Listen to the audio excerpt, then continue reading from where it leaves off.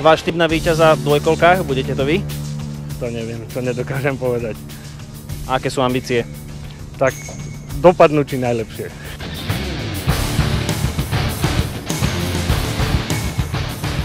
No a tak ako Karol Šedivý celý deň aj do posledného kola celodenného programu Autoslide 2005 vchádzal na prvom mieste. Karol Šedivý sa teda druhý raz po sebe stal víťazom Autoslidu, na ktorom ani minulý rok, ani tento rok nenašiel premožiteľa. A tak nečudo, že jeho radosť bola obrovská.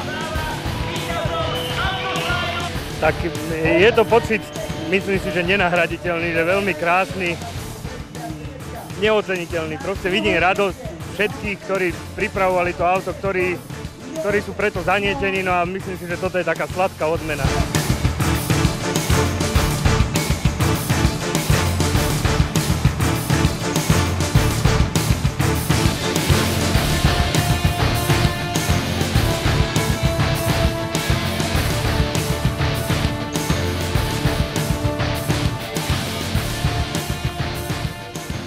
Na štarte bolo vidieť, že rozbehnúť sa len s pohonom dvoch kolies nebolo vôbec jednoduché a tak jazdci veľmi skoro pochopili, že štart je rozhodujúcim momentom pre celé 4 kolá kvalifikačných jazd.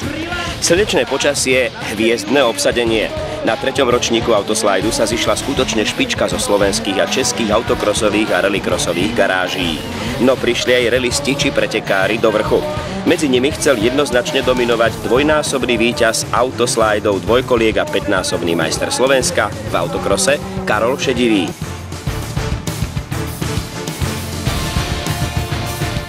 Ja milujem aj na civilnom aute, keď chodím na snehu a to takže ako ja spokojný.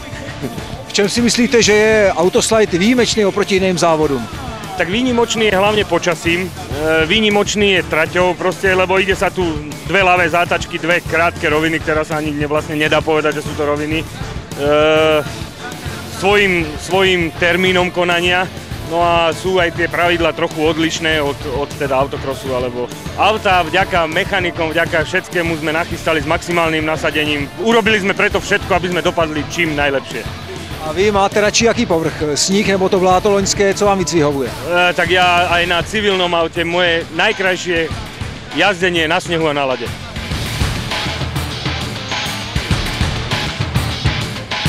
Víťazstvo v tejto kategórii teda patrí jednoznačne najúspešnejšiemu jazdcovi v histórii Autoslidu Karolovi Šedivému, ktorý vždy stál na stupňoch víťazov. Karol Šedivý sa stáva víťazom Autoslidu 2008.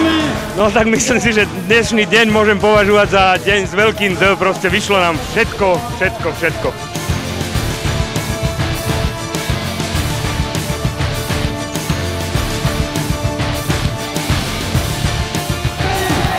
Karol Šedivý a zdraví, majster